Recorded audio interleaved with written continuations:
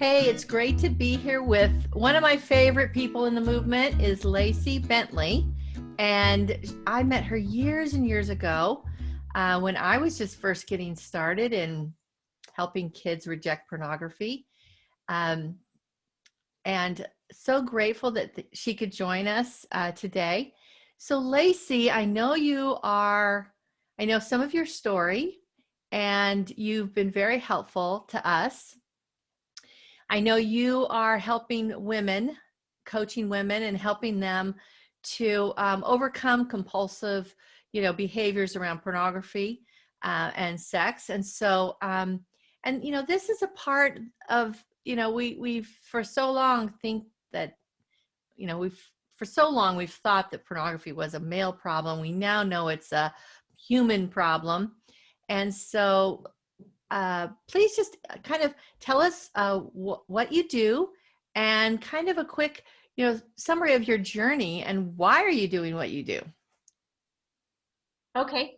So first I want to say, I think it's so great that I'm one of your favorite people in the movement because you're totally one of my favorite people in the movement. So I love doing whatever I can to help you and good pictures, bad pictures, get your messages out because I think they are so timely, so critical, and so well languaged. So a little bit about me. Yeah, I help women overcome compulsive love and relationship patterns. So emotional affairs, quitting pornography. I have a couple of women who have just the compulsive masturbation issues or coupled with the pornography or the fantasy. Because as women, we really like to be in our heads. That's why actually we're here talking about what we're talking. That's right. Because erotic lit porn, whatever you call it, is so enticing to us. And when you asked me, hey, can we talk about this? I was very excited because it is lit porn that got me started. That's what I used. And it was 1989. I was 13 when I found my first, the little like size of a TV guide. I think it was a Penthouse for Women or something. And it was all stories, lots and lots of erotic stories. Yeah. So I'd go babysit for this couple for free. So I could access her porn collection. His didn't interest me, right? I know what those videos are. They're the VHSs with the blank labels, right? I know what that means, right? But no, I wanted to access what she was using. So I'd go look for her novel, her little, magazines, and then put them back. Yeah. So I think this is really important. We're talking about this now. Yeah. Well, we got this question from a reader about, what do I do? My daughter's interested in this erotic literature and it's easy to get access to. So what do I do? Because, we talk about good pictures, bad pictures, and we talk about the visual nature. And what I have found, and you can verify this or not, but women may tend to get into pornography via erotic literature, but they often end up looking at the videos, Yeah. once they kind of get desensitized and more sexualized in that way. So it starts out as a, erotic, tale or story. And, talk to us about the effect of those stories in the brain, like in the mind. How powerful are they? They are so intoxicating, Kristen. They are so intoxicating. And, let's do a little bit of like language real quick, right? Let's give some definitions. Frequently right now we've got fan fiction. So Twilight has a lot of fan fiction, and 50 Shades of Grey actually came out of Twilight fan fiction. So Twilight led to the creation of 50 Shades of Grey. Now there's tons and tons of 50 Shades of Grey fan fiction too. So there's a term you're going to want to know, fan fiction, okay? So what is fan fiction? Tell us what is fan fiction for those of our audience that may not. Right, there's fan fiction for tons of stuff. There's Minecraft fan fiction. There's, what's that one that starts with an F, I think? Fortnite. There's Fortnite fan fiction. There's like all, like, if teens and kids and young adults are into it, there's most likely fan fiction for it. It started out, at least as far as I know, with like anime fan fiction in the 80s and 90s. People So, say but anime. what is Yeah, fan it's fiction? Like it's so you stories, right? It's take a character. Yeah, it's stories. So Harry Potter fan fiction would be the romance between Hermione and Ron, and it can get more and more explicit. now, Which is is all cool. fan fiction considered of, you know, is Erotic. most fan fiction considered sexual or erotic? Yeah. Let's say a lot of fan fiction is romantic, sexual, erotic, pornographic. A lot, Okay. not all. Okay. There's some, especially like Pottermore. Fans write it. That's why it's called fan fiction. Fans elaborate on the stories, and they do very often get romantic, sexualized, even pornographic. Okay. And then some fan fiction turns into its own books and novels and Yeah, movies. like 50 Shades of Grey Yeah. and took off. So Yep. you would ask how they affect the brain. Yeah. You know, young women are just as much sexual beings as young men, and it's natural, it's normal. I had Sweet Valley High, like years and years ago, Sweet Valley High, and it was romance and there was kissing, and it's very natural for 13, 14-year-old girls to be thinking a little bit about these things. They're starting to have some hormones, some emotions wake up. Mhm. Their brain chemistry, their sexual chemistry is starting to work, right? And they can feel that attraction. Yeah. Um, and so one thing I really like about what you do is the whole like not shaming for sexuality. Like, Right. let's just install the internal filters. I think you were the first one who said that in the movement. Let's just do that because it's actually normal that young girls want to read about romance. Mm-hmm. It's not that they're not deviant. There's not something seriously No. wrong with them. It's pretty natural. No. Yeah. And I remember, between the age of 12 and 13, I had a massive change. 12 kind of was changing. And I remember I went from being a total tomboy to being interested in putting on makeup. And I think my mom was just like, what happened to my daughter? But, there are some changes and with puberty that happen, and it's all normal and natural, nothing to be ashamed of. But the problem is that when I was a kid, you didn't have such easy access. There wasn't really this online world and phenomenon of fan fiction. So, where are kids getting access to fan fiction? How do they find it? What are some of the main places they can find it? Okay, so it's not hard. And kids know this a lot. If you just type in Pokemon or Twilight fan fiction or whatever, you can go to news and um, follow the Google searches, and there are like hubs of fan fiction around the internet. Also, you can get fan fiction, you can get romance, um, the simpler PG, maybe PG-13 romance that I was reading in Sweet Valley High. You can get that and full-on erotica or erotic lit on Audible. There are podcasts. Yep. It's a whole genre, like multiple genres in Kindle. And there are, at least in Kindle and Audible, there are secret collections where other people can't see what you're reading or what you've got in these secret collections. They're password protected or fingerprint protected. So, Wow.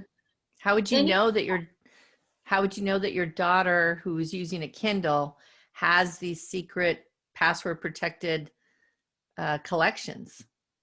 unless you know how to find them, which I'm not an expert at, you know how to break through her safeguard she's put up, or Kristen, have the type of relationship where you can ask her about it, talk to her about it, because really the very best thing we can do is talk to our kids about their blossoming sexuality, normalize it for them, be excited with them, say, this is actually pretty cool, right? Like, now you want to wear makeup, cute little Kristen, right? And you want to do your hair. And dude, I have 2 of my teenagers with autism who would not shower. Then all of a sudden, they're showering every day. Why? Hormones, cute girl. Like, it's good. We start to take better care of ourselves. We become more aware. It's not bad. It's exciting. Right. And if we have those conversations and say, hey, when I was your age, or it's totally normal to be interested in this. I have 4 boys. And like, guys, it's totally normal to wonder what's porn. And you hear me talking about women quitting porn all the time and, you know, anti-porn movement and exploitation. So it's in your mind more. And it's normal you'd want to go look at it. So when's the last time you guys went looking? One of them goes like this, and all of a sudden his dinner is super interesting to him. Right? Okay, no, we need to have a private conversation later, right? Yeah. Or do some de-shaming. Right. So the best protection is to be able to have the conversations with our kids. Yeah. Because they'll always have their choice. You cannot keep, you know, in the past, you might have been able to shelter them. And when I say protect kids from porn, I don't mean put them in a bubble and basically prevent every exposure. What I'm talking about is protection so that they have an internal filter, which is the ultimate protection, right? And so sometimes people say, well, you can't protect kids, from porn. I'm like, yeah, you can. You can if they're, if you give them the right tools and the right knowledge, they can protect themselves, which ultimately they have to do, right? Ultimately, they have the choice, but they won't have a choice, much of a choice, if you don't talk to them and warn them and give them a plan. They really won't have a choice. They'll have less of a choice because pornography is very alluring and it just works on a biological, it works on your human biology. And so, yeah. And I didn't mean to cut you off. We were talking about how it affects the brain. So let's circle back. Okay. When a child is reading, and I had a daughter who brought home, she was really into, and she still is, science fiction. And there was a science fiction book that she brought home from the library at school. Okay, at school. And I just was in her room. I picked up the book and I looked on the back and I saw the word erotic. That was my first clue that this was probably not something I actually wanted her to read. But I wasn't going to say, you take this book right back to the library and never bring this smut home again. No, that just doesn't work. So I just said, so I read this. I said, it says the word erotic. So that kind of makes me think there are probably some descriptions of sex in this book. And she goes, well, I'm trying to skip those. And I'm like, I said, well, you think about it, but it might be a good idea to just bring this book back. I want to find out the ending. Like, go on Wikipedia, right?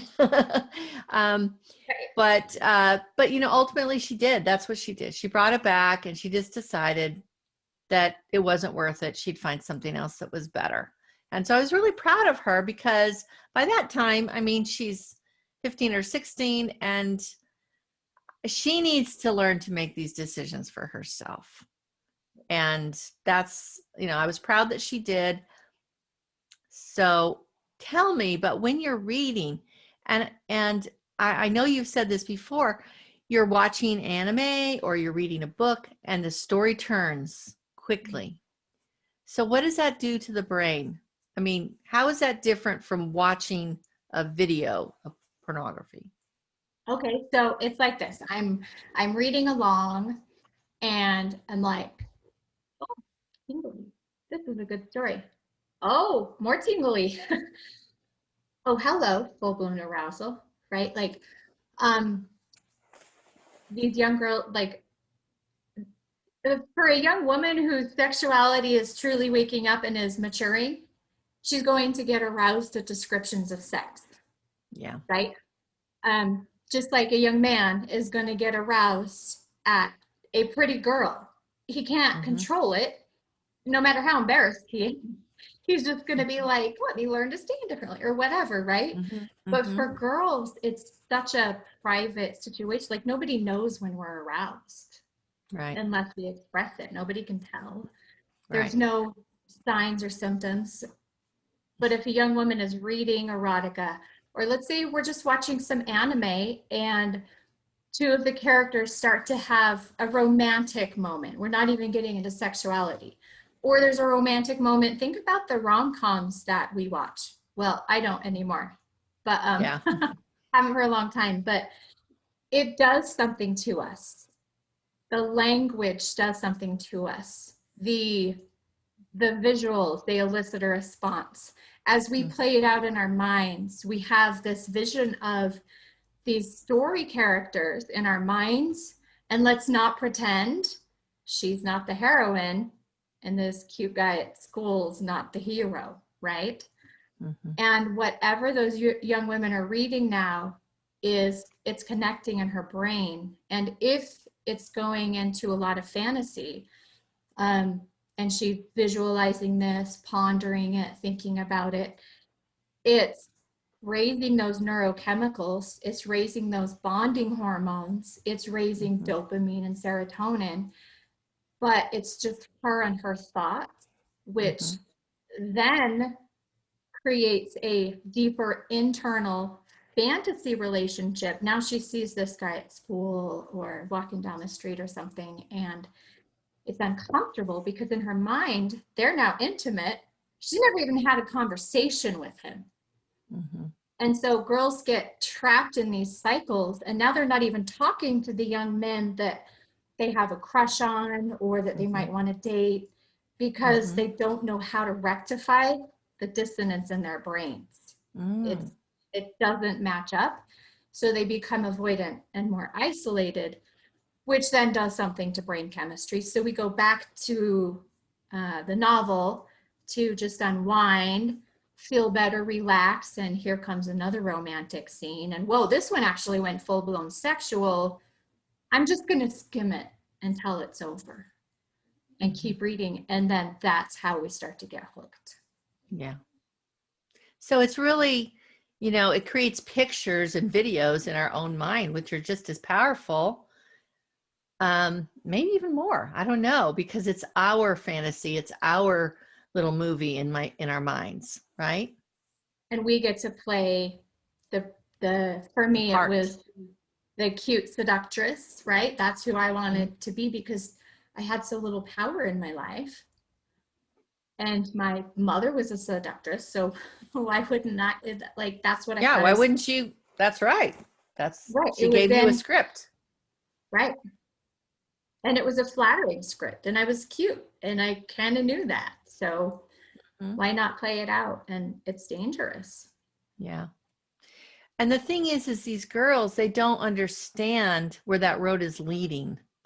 You know, they think they're getting on this really fun, exciting journey, and they've, you know, uh, discovered this new world and this new kind of pleasure. And then, at some point they're trapped. So talk a little bit more about uh, how how girls especially get trapped, how it becomes an addiction, um, reading these novels or doing the fan fiction. um, how does that happen? It's like, it's kind of like with pornography or dark chocolate with peanut butter. Not to call anybody out on this call right now, but it feels good. It gives our brains something enjoyable. And we are very naturally We have our amygdala that only has three things on its mind: kill it, run away from it, or have sex with it, right? My dog is digging. um, and So what were then the there, three things? so there, Kill it, run away from it, or have sex with it. That's what you're saying, the amygdala. I think, yeah, and Part it's of the feeling brain. yeah. All it knows is let's stay alive. And what we did yesterday, we woke up unmaimed today, so let's just do that again. And oh, stress, I know how to take care of that. Remember how yesterday when we were stressed and then you were reading that new book and you were like, oh, I feel so much better. Let's read that book again, because there was some juicy stuff in there. And we start to already as teens, especially, I have a few voracious readers. I raised 3 voracious readers, right? This is a conversation we've had so many times with them. And if they enjoy reading, they want to do it a lot anyway, which is, I mean, that's fine. As long as your stuff's getting done, you're passing your classes. I'd rather you do that than kill people in video games. But it's entertaining. It's relaxing. It might even be arousing, even if not sexually arousing. There's adventure and there's fantasy and there's discovery, and it's just fun, right? It's enjoyable. Also, when she's reading a book, nobody is teasing her or calling her fat or calling her anything else derogatory and harmful or rejecting her, right? That's not happening when she's reading. And in fact, it's so easy to plug in, especially as women, because we have these brains that naturally want to continuously improve our situations and our environments.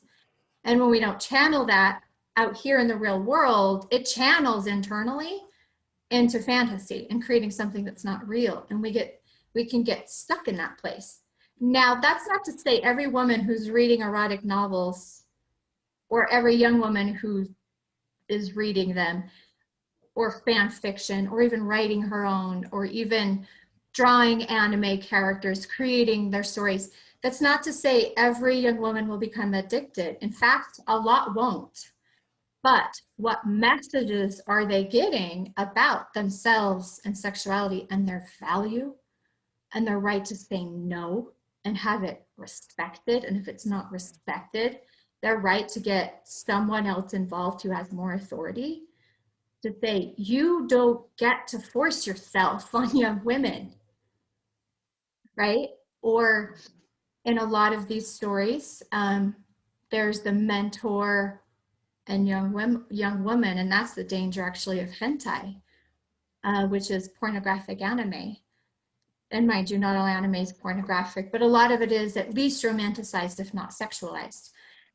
And there's this inappropriate age relationship between coach and young woman, teacher and young woman, best friend's dad and young woman, right? And it's incredibly confusing for a young girl who's trying to figure out who she is. And she's had a crush on this guy who is her same age in 8th grade. And now, because of these stories she's reading, she's starting to see characteristics of this guy in her stories, or even woman in her stories. Let's not pretend that's not happening too. And now the crush goes from a peer, and it starts to grow into a crush on a mentor or a teacher or a coach. And that's just going to be super confusing for her. But if we can have conversations and say, these are the kinds of storylines you're going to come up against. And it's never appropriate for an adult to express romantic or sexual interest in a teenager. Never appropriate. Right. And if something like that happens, will you please let me know? Even if you think he's cute, right? And validate that she might think her coach is cute. Right. But it's not okay for him to make romantic passes at her. That's not what fan fiction says, though. Fan fiction says that's sexy, that's powerful, that's desirable, that's awesome. Yeah. So if I could just recap a little bit, when you know, kids growing up, they have stresses. Sometimes they're lonely. Sometimes they're bored, sometimes they're stressed, right? All of these different things. Sometimes they're angry with their family or friends or situations. And then what they do is they go back to this pleasurable experience to deal with this negative emotion. And that's when the addiction can begin because your brain starts to say, oh, because the brain wants to seek pleasure and avoid pain. So a negative emotional state is considered pain, and it's going to try to find some other distraction, some other way to deal with it. So if you let your brain go to using basically like using fan fiction or, a book or something as a painkiller, especially the sexual, because that really lights up things in the brain. So if you're using that as a painkiller, then you can get addicted to that, just like people get addicted to painkillers. And there's similar processes in the brain, whether you're taking in a substance through your mouth or your hypodermic needle, or whether you're taking it through your eyes or your ears or your mind, right? So it's similar. But like you said, not everyone gets addicted, but everyone is negatively impacted because the stories tend to be objectifying of the girls. They tend to, say things about love and romance and relationships that aren't true or aren't ideal. So can you speak to that a little bit? Yeah, absolutely. So in fan fiction, in erotica, in anime, um, there's this almost constant stream of manipulation, of coercion, of seduction, of disempowerment, or on the inverse, empowering a woman, like she can gain control with her feminine wiles. And those messages are in there. So it's teaching kids to be manipulated and to be manipulative, right? Yeah. And that coercion and manipulation are part of a romantic relationship, or part of, if someone loves you, they're going to push. They're going to say, oh, but I thought you loved me. Or do you want to be the last girl in our class to get to kiss me, or like to lose your virginity? And that's, yeah. And that's actually being said in these books. Wow. Anything, don't try to imagine too much, right? But it's mind blowing what can be in these books. And we, the whole like censoring and, look, we can't have books past this, whatever, rating, PG-13 or whatever. That's contrary to the First Amendment. It's against freedom of speech. And because when that was created, we didn't have issues like this, certainly not at this level. They found old like porn, like etched in like little tablets of nude women. I'm like, porn's been around since BC. Like, sure. Who knew, right? So it's not new, but it's so accessible to our kids now.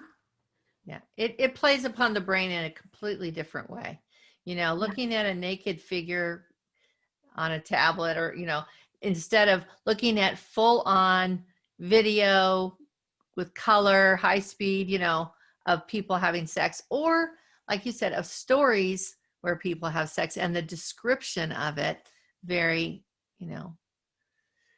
very, arousing and specific. So, so how can you, what's a parent to do? We have these problems. We understand that, it's very easy for kids to access this, even at the library. And we know that they may start out innocently, and then the story turns, and now it becomes very sexual, and they weren't actually bargaining for that, but they're drawn in. We know that it can become addictive, and an addiction is we joke about addiction. Oh, I'm addicted to chocolate. No, That is not addiction. I mean, addiction takes over your life. It hijacks your life. It limits you. It can really put a stress on relationships, if not ruin them. So, so all these things can happen to bring young women into this. And you're right, young women are just as sexual, just as curious about sex as young men. So given all this, how are we supposed to stay ahead of the game? It seems almost hopeless. What should a parent of daughters, what advice do you have to give them? Breathe, mom. Take a deep breath. Most kids do not grow up to be sexual or otherwise completely deviant and antisocial. Okay. We all go through growing pains. It just so happens now, most of the growing pains are focused around sexuality and these kinds of things, right? We cannot afford to get overwhelmed and shut down, though. So it's Good about advice. Stay calm. Yeah, please stay calm. Reach out, get support. Have the conversations with our kids. Like, I love the conversation you described with your daughter about that book. I had almost exact same conversation with my 15-year-old son, who brought home, Kristen, guess, what book did he bring home? I don't even want to guess. Twilight. What? Twilight. The first book in the series is Twilight. Okay. And I was like, hey. And he's like, yeah, I just asked the librarian, what's good. And I was like, oh, good heavens. Right? But I had the same conversation with him. And he's like, oh, okay. But again, I had to leave the ball in his court. I said, my preference is you never bring any of those books in our house again. And we're going to have things to talk about, especially if you're going to read the whole series. But because the conversation was open, he finished the first one. He rented the second one. I had another conversation with him. He got a chapter in and took it back, right? Of his own volition. And since then, he's brought other series home and then not finished them. And I'll notice that and say to him, I know that there were 4 books in that series, and I saw you take them back to school yesterday. You only had them for a few days. What's up? I know what's probably up, right? He's like, yeah, there was too much sex. And I was like, I'm really proud of you for choosing to keep your mind clean and to learn about sex and relationships in healthy ways. Yeah. And I want to reiterate, kiddo, any question, anytime. Like, literally, we have conversations about sex and masturbation and pornography and anime and hentai at dinner a few times a month, right? And the conversation needs to be open. It needs to be carte blanche. You can ask me whatever, and if I don't whatever know, you want. Yeah, if I don't know, I'm going to get an answer. If it freaks me out, I need you to give me a second to breathe and call my friend and freak out with my friend, and then I'll not freak out with you. And they laugh, they think it's funny, and they know you're serious, right? Because sometimes we realize what our kids have been exposed to, and it can undo us. Yeah. We can't let it. Yeah. That is really great advice. I think that, as we talk to our kids and are open, at first it might seem really intimidating and really hard and kind of nerve-wracking, but it can get much, much easier. And just you become kind of comfortable with it. But you have to start somewhere. And that's why, as far as pornography goes, we like to, good pictures, bad pictures really does help. Just get that started in a very comfortable way. But yes, you have to keep talking to your kids and keep that conversation open, because they're worth it. They're worth it for us to feel a little discomfort, right? And they need it. They need our mentoring. They need to know that we're their allies and we're not going to shame them and judge them, but we're going to be there for them. And, for my kids, I have to step back and say they're on a journey, and it's a journey of learning and building. And I certainly made mistakes in my life. Why am I not expecting my kids to make mistakes? And given the environment that they are having to grow up in, which is both wonderful and treacherous. So, so I think that, as far as girls go and our daughters go and our granddaughters, whatever,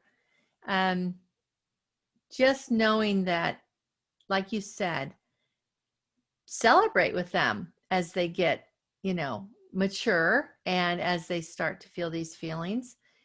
But this is the last point I wanted to make with you here, is that, when we let fantasy or novels or pornography write our scripts for sex, then when we get in a sexual relationship with someone we love and are committed to, then it limits us from making up our own sexual scripts with that partner, with that spouse. And so we're kind of cheated, because the cool thing about sex with another person can be that we make up our own little traditions or our own little, ways of being together. And it's very, that's intimacy, right? It's not for the whole world to see. And I didn't need to go and learn it from somebody. We worked it out our own story, right? We built our own story. And I think that's one thing that is, can be hard. If you've already been flooded with stories, you have to then work to build your own story free from all those scripts that are, impacting us. So Lacy, tell us the name of, where can women find more information about what you do, and tell us, give us some hope that we can help our daughters avoid these, these pitfalls. It's craziness. There is absolutely no reason not to have hope. Like, I just did a double negative. Have hope. There are so many resources, so many opportunities. This conversation isn't, oh crap, I didn't have it when she was 11 and now it's too late. It's never too late to start having these conversations. Mm-hmm. I had one, much to the chagrin of my then 21-year-old, with him. Because I was like, there's a couple things that usually we would have talked to you, day or two before you got married or right after, but he's on a different path than we were, and that's okay. So I said, so there's some things you need to know. And he, seriously, because even when he was little, I let him put a pillow in front of his face so he didn't have to look me. That's fine. As long as you're listening, I don't care if you won't look at me. Yeah. Like, if you feel better, turn around, look the other direction. That is totally fine. I just want you to be in a car, right? Driving in a car where you're side to side. You're not like, meh. Yeah. And he's the one who would sit in the back seat, actually. He's like, are we having one of those talks? Yeah. Okay. He gets in the back seat. He's like, can we wait till after I have my frozen yogurt?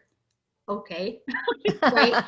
We just make it comfortable. Let your kids be where they're at with it. It's uncomfortable. And if you say, I'm uncomfortable too, but since I'm the mom, I don't get to like cover my eyes, but right. Like, make the faces, roll your eyes, make, poke some fun at it, and ultimately have the conversation. Mm-hmm. Talk about not just what building that sexual relationship, like you talked about, Kristen, with another person, how important that is, but talk about coercion and what that is.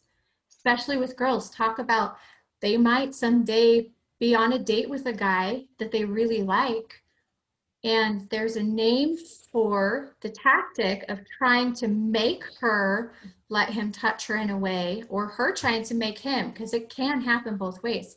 It's called coercion. This is manipulation. Understand, just Google them. Google those words, understand what they mean, and talk about it in context of what your daughters might face, because then they'll know what they're dealing with and they'll go, wait a second, I said no twice and he's pushing and trying to make me feel guilty. That's manipulation.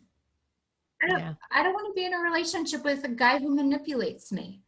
Mm-mm. It's not cool, right? That's not love. Love does not manipulate or coerce. Nope. Yep. Yep. Absolutely. And I think many women have been in those relationships, and I had one of those, and I got away. And the next relationship was with a guy who was very respectful. And so then I learned, oh, good. There are guys out there that, are respectful and aren't coercing and pushing the boundaries.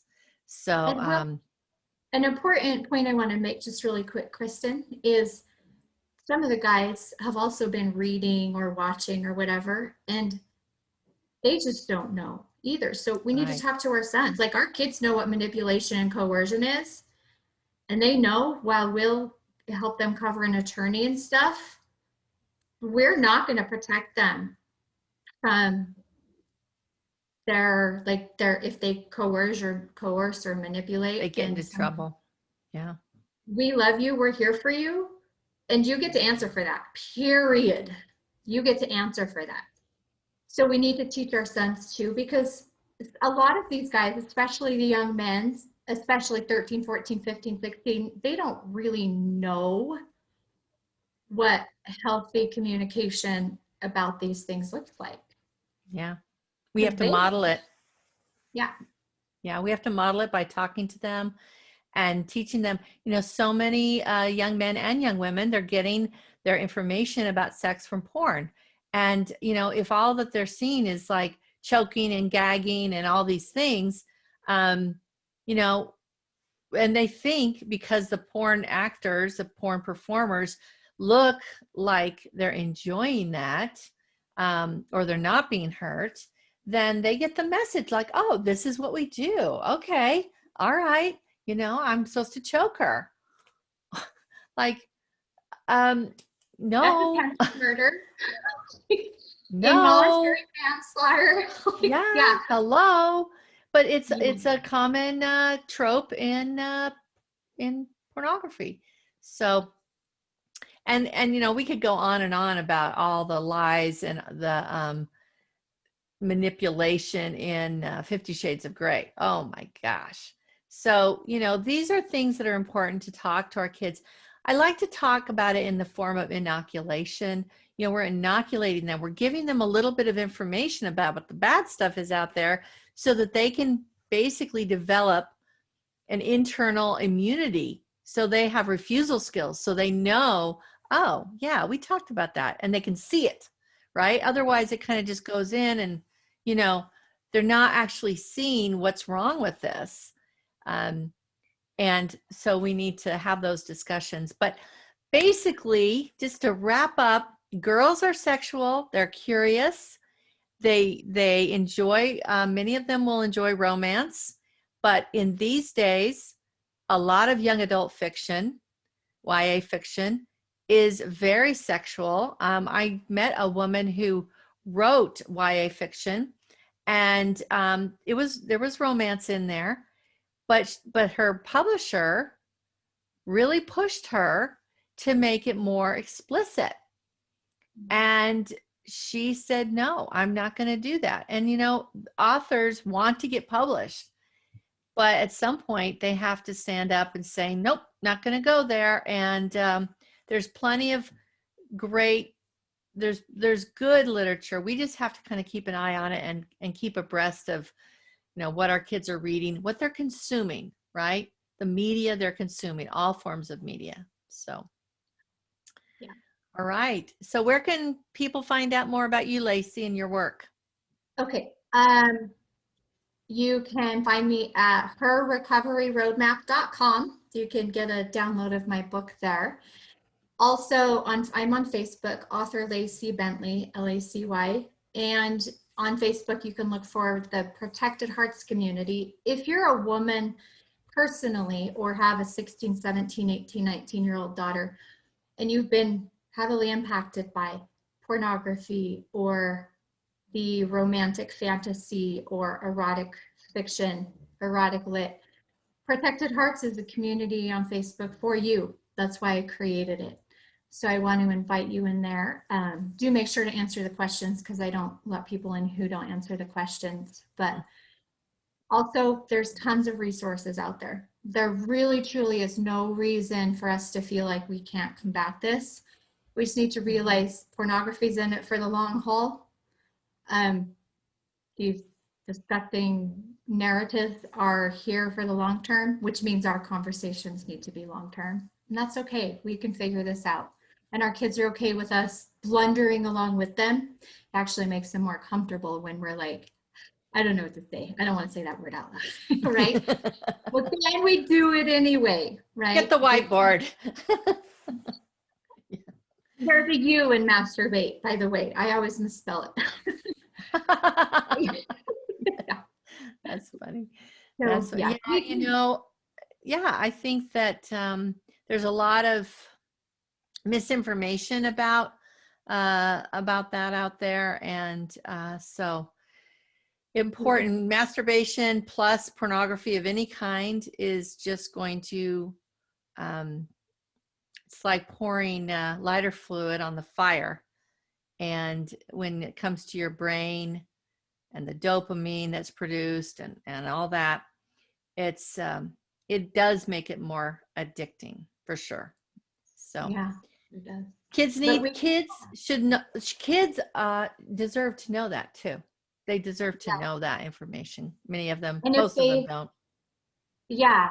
And if they know, and they know, they can come to you and say, okay, I messed up, right? Yeah, and I'm having a problem. You're just going to help them out. Like, okay, what do we need to do? Do you want to check in with me, Dad, on a daily basis? Oh my gosh, Dad. Okay, right? That's fine, right? Yeah. That's fine. Yeah, work out a plan. Yeah, because if we freak out and we're like, I thought I had good kids. I thought I was a good mother. And now my kids are doing this. And it, then, it can't be all about you. It has to be, I've had those reactions. I know. I mean, I felt that way too. Like, oh, what are they going to think about me as a mother when my kid is messing up like this or forgot her homework or something? It's ridiculous. But if we can get over that, that's kind of often a knee-jerk kind of a way to react. But if we can pull, and so I always say that when you find out that your kid is seeking out erotic material, pornographic material, give yourself 24 to 48 hours to deal with your own emotions first before you confront your child. It's not going to make a difference if you wait a couple days, and you need to have a game plan for this. And get your own support first. Like, get support from someone who's not going to feed the, oh my gosh, what a tramp. Why would she do that? Okay, stop. Yeah. She's a 14-year-old little girl. She might have even just run into it, not gone looking for it. Right. Right. If her best friend's reading it, why would she not then read it? Like, right. Yep. So, yeah. Yep. Well, our kids are wonderful. We love them, and they're going to make mistakes just like we made mistakes. They're on a journey, and we just have to show them the love, the respect, and also just help them and let them know that we're here to help them, that we don't expect perfection because we need a perfect child, right? We want to have children that end up being healthy and have healthy thoughts about sex. I mean, we all want our kids to grow up and have great sex lives with the right person at the right time. Don't say that. I think, when I can't remember who told me that, first said that. And at first I was like, oh, and I'm like, it's true. We do want our kids to have great sex lives, but if pornography is part of one of the sex partners, not going to happen. Not going to happen. Right. Yeah. All right. Well, Lacy, thank you so much for all your work that you're doing. And you're one of my favorite people because you can always smile despite what life throws at you. And I'm grateful for that. Those people inspire me to keep going when times get tough. So thank you very much, Lacy, for chatting with me today. My pleasure. Thank you, Kristen.